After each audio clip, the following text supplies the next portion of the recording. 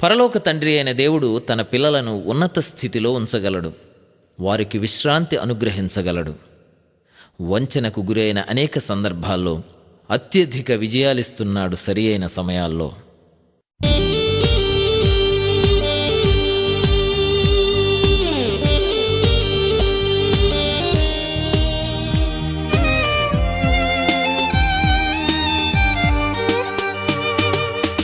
నిన్ను నమ్మినచో సిగ్గుపడనీయవు,